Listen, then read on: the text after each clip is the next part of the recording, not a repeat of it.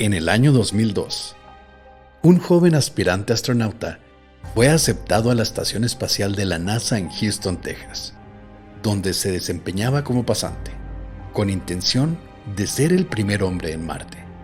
Pero lo que sus superiores no sabían es que al poco tiempo, de la forma más extraña y criminal posible, Tad se convertiría en el primer hombre en tener relaciones sexuales sobre la Luna.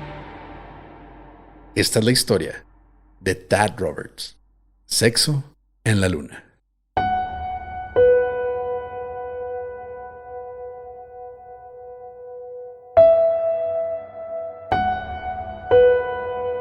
Estás escuchando Señales Podcast.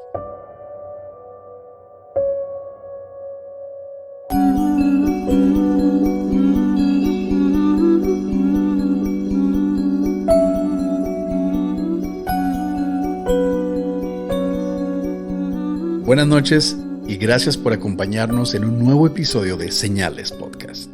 Y los invitamos, si no lo han hecho, a seguirnos en nuestro canal de YouTube, Señales Podcast, en Instagram bajo el mismo nombre y en Spotify.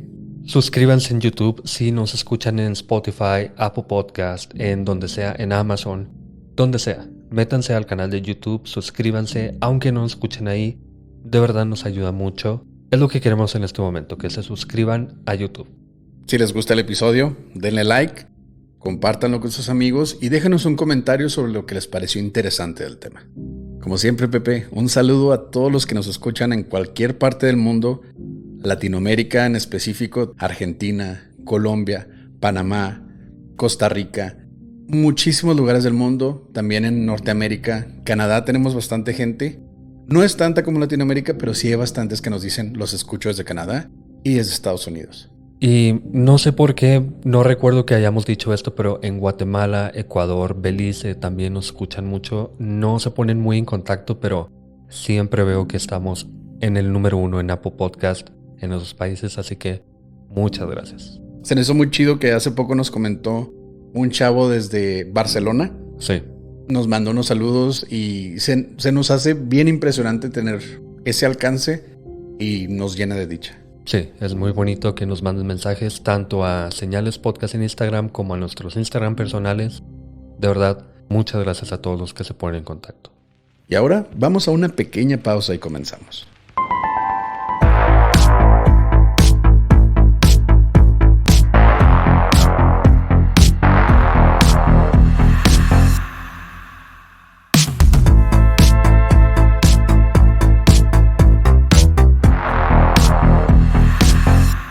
Pepe, este tema es algo muy poco convencional. ¿Fuera de este mundo? Literal o no. Yo sé que hemos tenido experiencias en lugares fuera de lo común, pero creo que no le podemos ganar al protagonista de esta historia. Tad Roberts, la persona que tuvo relaciones sexuales sobre la Luna. En el año de 1969 y principios de 1970, el mundo entero observó con ilusión a la tripulación de la misión Apolo descender sobre la Luna. Los primeros humanos en lograr tal hazaña. Tomaron fotos, viajaron en un vehículo lunar, hicieron experimentos y hasta jugaron golf en la superficie lunar. Pero más importante aún, los astronautas tomaron muestras de piedras lunares y un meteorito proveniente de Marte que podría tener signos de vida en el planeta rojo. Y dada la importancia de estas muestras, el material fue sellado para protegerlo de la atmósfera terrestre al regreso de la misión. Además de ser estos materiales y cualquiera obtenido en misiones lunares declarados patrimonios de la humanidad, guardados en el laboratorio del Centro Espacial Johnson a cargo de la NASA en Houston, Texas. Aparentemente para guardar meteoritos y cualquier tipo de material lunar los tienen en bóvedas selladas sin oxígeno, tienen puro helio, así que son piedras lunares que nunca han estado en contacto con la atmósfera y tienen un valor incalculable. Pero 30 años después llegó Tadeusz Roberts, mejor conocido como Tad. En el año 2001, Tad, de 24 años, con maestrías en física, geología y geofísica, fue aceptado el prestigioso programa de colaboración para aspirantes a astronautas que conectaba a su Universidad de Utah con la NASA. Y como parte del programa, el joven de 24 años fue asignado como trabajador interino y estudiante al Centro Espacial Johnson. Un sueño hecho realidad para él como para cualquiera. Era un joven muy inteligente, obviamente, muy trabajador, pero Tad no era cualquier joven. Desde pequeño su familia ultramormona lo habían criado como un hombre serio y sumiso, pero su espíritu, según él, siempre aspiró a romper las reglas. Tanto que solo unos años antes, su familia lo desheredó por tener relaciones sexuales con su pareja, Katie, aunque para ser justos terminaron casándose luego. Pero esta es solo una muestra de lo que la NASA vio en Tad.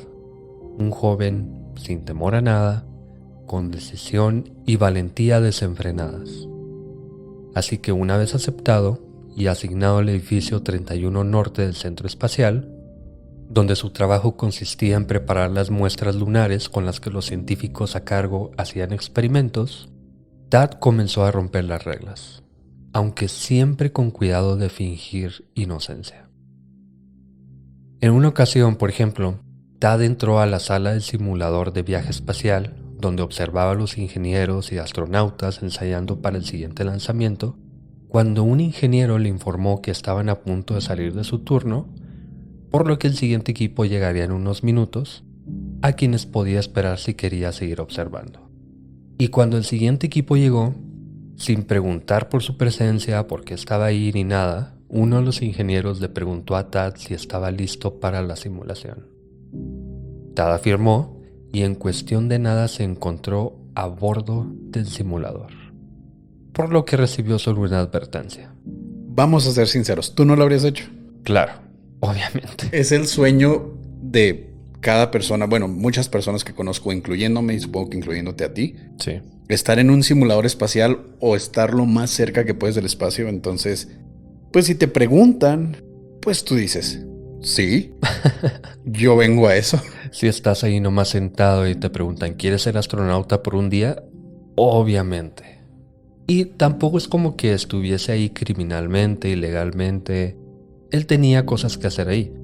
Si le preguntaron y en una entrevista él dijo simplemente aproveché la oportunidad, yo no lo culpo para nada de esto. Y no le hizo daño a nadie, hay que ser honestos. Pues es simplemente un simulador. No puedes romper nada, por así decirlo. Sí, ya si se subiera a un cohete y él estuviese a cargo de algo importante, ya, ok, eso es otra cosa, pero es un simulador, se la pasó muy bien, se tomó fotos, hay fotos muy padres de él en el simulador, así que no pasa nada. Pero el interés de Tad estaba en otro lugar. Esas rocas lunares que mencioné anteriormente, cerca de 500 kilogramos de muestras lunares, con un valor de entre $1,000 y $5,000 por gramo en el mercado negro. Precio aún más invaluable para Tad y su esposa, quienes apenas lograban sobrevivir recién llegados desde otro estado. Pero las cajas de seguridad de la NASA son, como es de imaginarse, prácticamente imposibles de accesar, en especial para un interno como Tad. Es entonces que un científico de nombre Everett Gibson entra a la historia. Everett era en ese momento uno de los científicos más prestigiados de la NASA, con más de 30 años estudiando muestras lunares.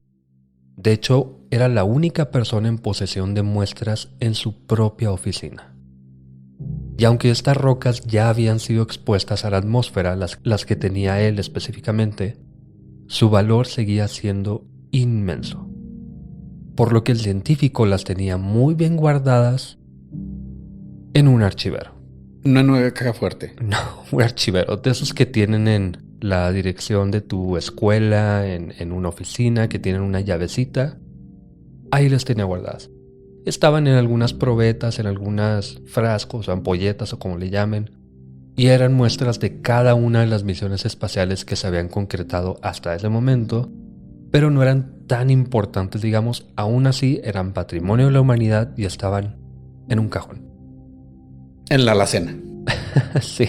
Es mi pisapapeles, un pedazo de... En una cajita de galletas de Navidad que en realidad, en lugar de tener estambre, esta tenía rocas lunares. Me acabas de dar una idea perfecta para usar esas cosas.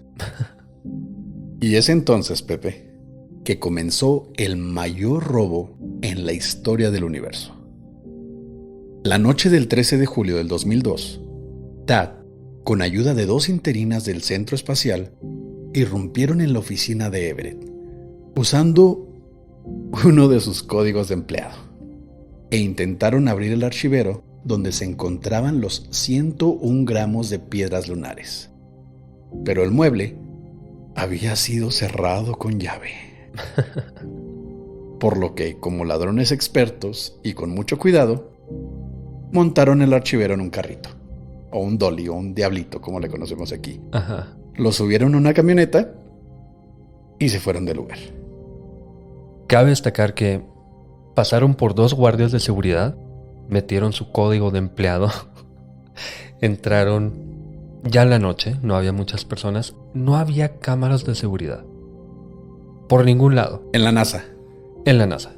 En otros lugares había, obviamente, pero en las oficinas, porque entraron a la oficina de Everett, no había cámaras. Pero sus compañeras no eran cualquier persona. Una de ellas, llamada Tiffany Fowler, se convirtió en la amante de Tad hacía apenas 3 semanas. Y juntos, con ayuda de las rocas, planeaban escapar de la NASA, vender las muestras y hacer su vida juntos. Aunque, según Tad, el plan había estado en su cabeza desde meses antes de conocer a Tiffany. De hecho, él ya tenía un posible comprador para estas piedras. Durante un descanso de su interinato en la NASA, Tad regresó temporalmente a Utah, donde era trabajador voluntario en el Museo de Historia Natural, en donde una noche citó a un estudiante y amigo cercano llamado Gordon McWhorter, a quien le dijo que tal vez tengo una roca lunar. ¿Qué sabes de la posibilidad de venderla? Como vendiendo hongos o vendiendo... Me robé una pila de un carro, ¿no? Pero Gordon y Tad ignoraban completamente la posibilidad de vender tal material. Así que hicieron lo más inteligente que cualquier ladrón experto haría. Googlearon desde la computadora del museo cómo vender rocas lunares. Era el 2002. Bueno, no tiene ninguna excusa. ¿Cómo googleas? Desde tu computadora del trabajo está asignada a ti. No sé cómo funciona el museo. Probablemente también tiene una lista de personas que utilizan su tarjeta para entrar. Muy inteligentes, pero nada astutos. Me recuerda a cualquier asesino que después de que los atrapan los llevan a juicio y les enseñan su búsqueda en Google, que es cómo deshacerte de un cuerpo, cómo matar a tu esposa, cuánto esperarte para cobrar el seguro de tu esposa que acabas de matar. Casey Anthony. Casey Anthony en específico. Y también BTK, de quien no hemos hablado, pero él mandaba cartas a la policía en discos floppy, que ya nadie usa, pero hagan de cuenta una tarjeta SD. Y la policía supo rastrear, porque cada computadora deja su número de identificación, digamos, en el documento que creas y guardas en un disco. Y así dieron con él. Utilizó una computadora de una biblioteca. Así, tal cual. Bueno, pues según Google, al menos en el 2002, la única forma legal de tener material lunar era el ser regalado oficialmente. Así que Tad le dijo a Gordon que había conocido a un príncipe hondureño a quien el gobierno estadounidense le había regalado material lunar en 1973 y este príncipe estaba interesado en venderlas, por lo que Tad y Gordon podrían ser los intermediarios. ¿Cómo? Pasándonos de lado esto del príncipe hondureño, que he escuchado de americanos ignorantes, pero este es un nuevo nivel de ignorancia de Latinoamérica impresionante. Pero digamos que existe un príncipe hondureño, ¿cómo demonios se va a poner en contacto específicamente con Tad para verse con su amigo, que seguro era un desempleado, para que ellos vendieran la piedra lunar? Pero bueno, y antes de seguir con la historia, Oscar, cuando investigaba esto, di con una historia muy peculiar porque me causó mucha impresión esto del príncipe, Resulta que Gordon buscó información para asegurarse, no era tan tonto como lo estamos haciendo pintar. Bueno, pero sí era bastante tonto. Sí era bastante. Pero resulta que en 1973 el presidente Nixon mandó muestras de piedras lunares a todos los países del mundo como muestra de solidaridad. Eran 1 o 2 piedras de 1 gramo cada una a cada país del mundo. Pues una de ellas, que fue enviada a Honduras, fue robada por el coronel Roberto Agurcia, de Honduras, luego de ver el precio de $440,000 por 3 muestras rusas en internet. Es decir, unos rusos, quién sabe cómo encontraron piedras lunares muy pequeñas, las estaban vendiendo por $400,000 y él dijo, ok, me robo este regalo de los Estados Unidos y los vendo. Pero él no tenía contacto con un príncipe hondureño, porque no existen los príncipes hondureños. Pero al estar hablando con un amigo de él sobre estas piedras lunares, un americano llamado Alan Rosen, que era un distribuidor de jugos de frutas, él estaba haciendo negocios en Honduras y escuchó al coronel hablando de las piedras lunares, así al aire libre. Y le preguntó que cuánto quería por las muestras lunares, le dijo que $50,000 y le compró la placa en 1996. Luego Alan regresó a los Estados Unidos con la placa que tenía la muestra lunar, pero en 1998 fue arrestado por el Servicio de Aduanas luego de intentar vender la roca por $5 millones en los Estados Unidos. No fue arrestado por estar en posesión de algo ilegal, patrimonio de la humanidad, fue arrestado por no declararlo en la aduana. Y por eso le quitaron la piedra ya en el 2004, la regresaron a Honduras, donde ahorita está en exhibición. Había otra muestra que no se sabe dónde está, pero él dijo que él no la compró. Pero es muy interesante que haya un mercado negro por este tipo de piedras. La verdad, si yo tuviera el dinero, sí me compro un pedazo de la luna. Puedes comprar una, pero esto es diferente y ya te he explicado. Puedes comprar un meteorito lunar, es decir, algo que cae a la Tierra luego de salir de la Luna, pero algo traído de la Luna por medio de misiones espaciales es declarado Patrimonio de la Humanidad. En fin, Gordon entonces hizo lo obvio.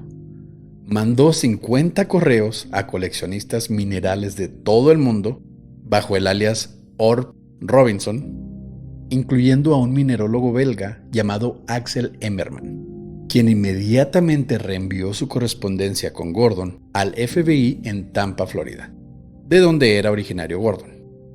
Desde ese momento, Axel introdujo a la negociación a su cuñada Lynn, quien era en realidad un agente encubierto del FBI llamado Nick Lance, ahora a cargo de la compra clandestina. Esto es todo lo que podrías poner en un libro sobre cómo no vender algo en el mercado negro, Pepe. Sí, lo puso en Facebook básicamente. Sí, cómo no traficar ilegalmente 101. Pero ya de vuelta en Houston y ahora en posesión del archivero, dentro de una habitación en un motel barato, Tad y sus 2 cómplices intentaban abrir el candado. Por suerte, el científico a cargo de las muestras había escrito la combinación para abrirla detrás de la etiqueta en el frente. Pero para su mala suerte, que creo que ya tienen demasiada mala suerte porque el FBI ya está buscándolos, Sí. Esta nota era un algoritmo que solo él podía descifrar con una combinación en su cabeza. Así que pensando como científicos, usando técnicas avanzadas, quebraron el candado con un serrucho. Lo más gracioso es que este científico que estaba a cargo de las muestras lunares no se pudo grabar la combinación en la cabeza, lo tuvo que anotar detrás de un papelito, una etiqueta pues.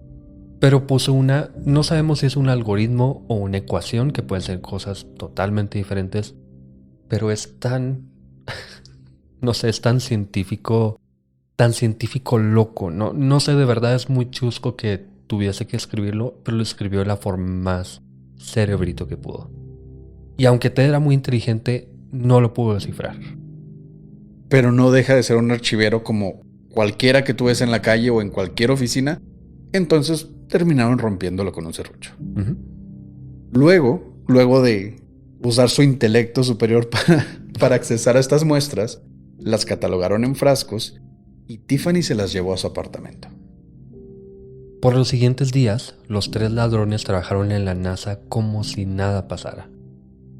Y aunque el FBI ya investigaba el robo y la NASA también, sabiendo perfectamente que hablaban con alguien proveniente de Utah, que ahora se encontraba en Houston, ya que fue muy fácil rastrear las ubicaciones de las que llegaban los correos electrónicos de la venta, las autoridades sospechaban de 2 profesores invitados durante ese periodo, que provenían de Utah.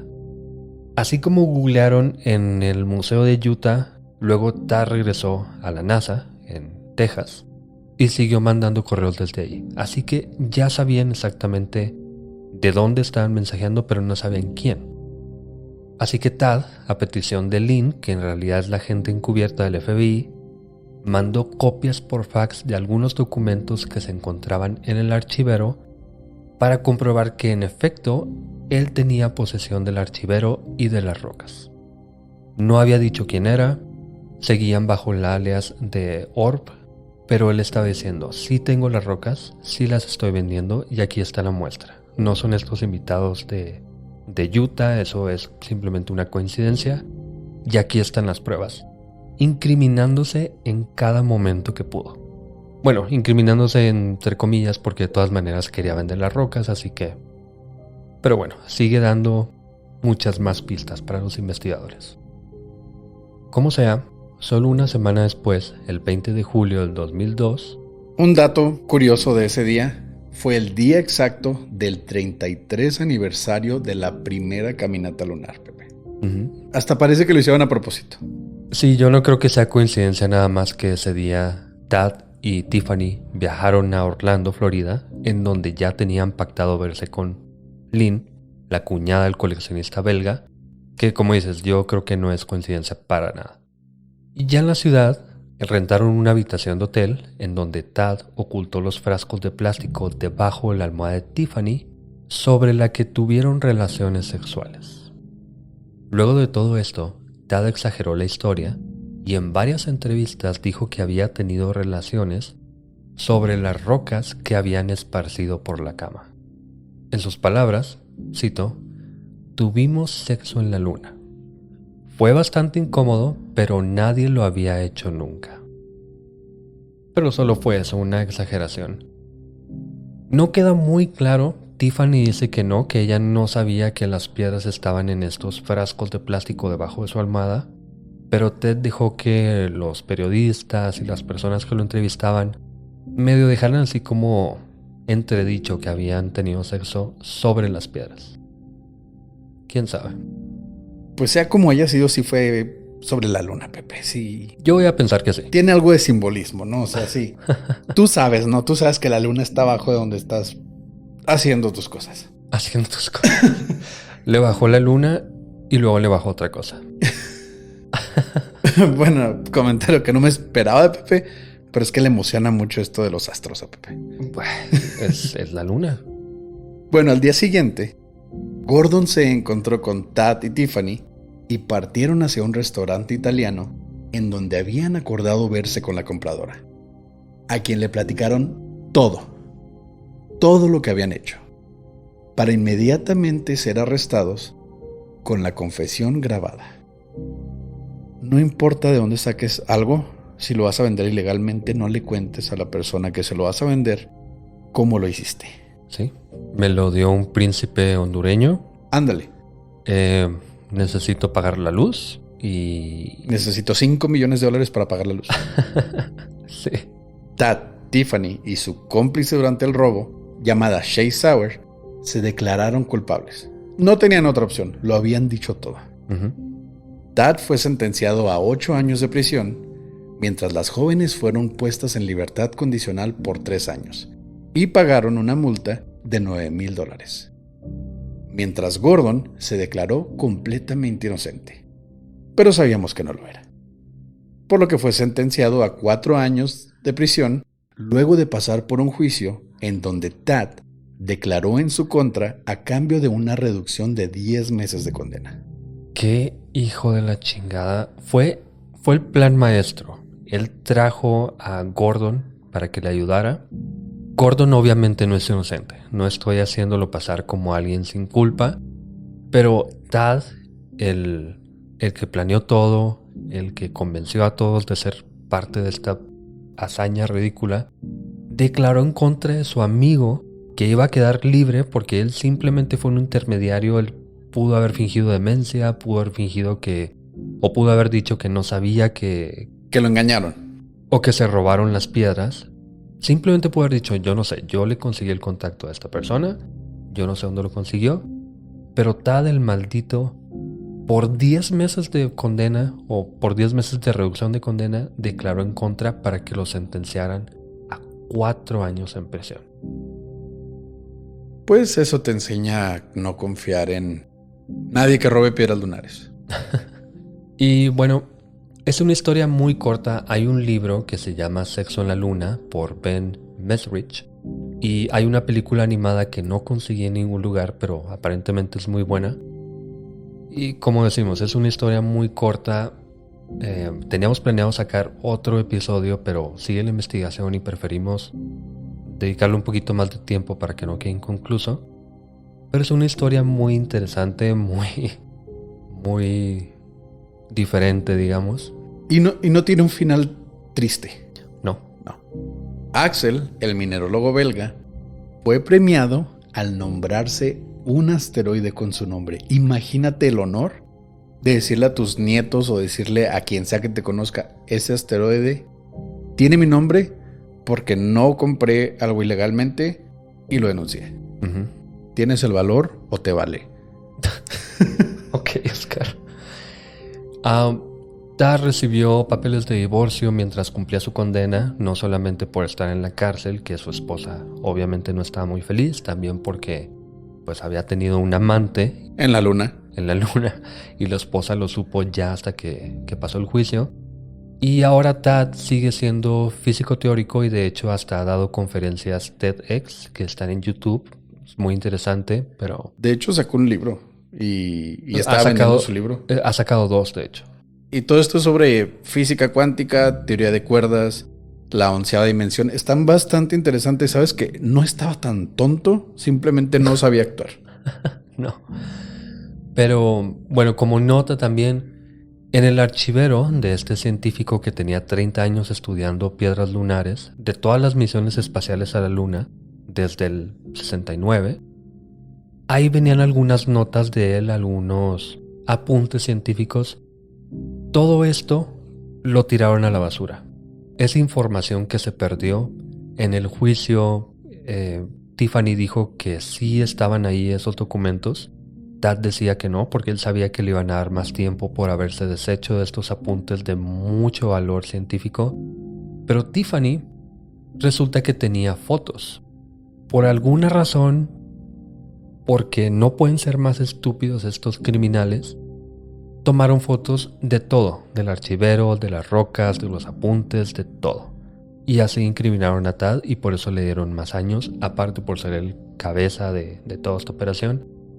Pero fue información que se perdió sin razón. No había razón de tirarlo, se lo podían haber devuelto y anónimamente regresarlo sin que nadie se diera cuenta. No, decidieron tirarlo. Y eso no es todo.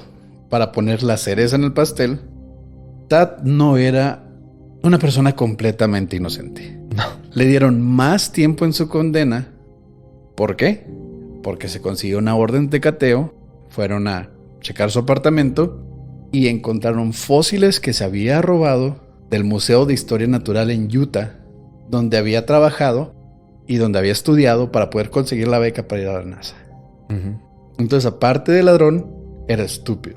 Aparte del ladrón, era ladrón. Y estúpido. Sí. Él dijo, eran unos fósiles de trilobitos que puedes comprar en eBay. De hecho, quiero unos, son muy padres. Pero él dijo que se lo había regalado uno de los, no sé, arqueólogos, biólogos y un curador algo del museo. Le dijo a su esposa que se lo habían regalado porque le tenían mucho aprecio. Pero, pues no, era un fósil no invaluable tal vez, pero era algo que no te puedes robar, obviamente. O sea, es una piedra que trae un fósil de miles de millones de años, entonces... Tal vez no miles de millones, pero sí millones de años. Sigue siendo un chingo, Pepe. Sí. Pero te digo, los puedes comprar. Es más bien la acción de robarte algo que no te debería robar. Sigue siendo la persona que tiene la experiencia más única en ámbito sexual, creo. hasta el momento. No iría tanto, pero... No voy a preguntarte tus detalles, Pepe, porque si me dices que no, me voy a sorprender bastante. Déjame te mando un link. No, entonces... Ok. Gracias por escuchar Señales Podcast. Buenas noches.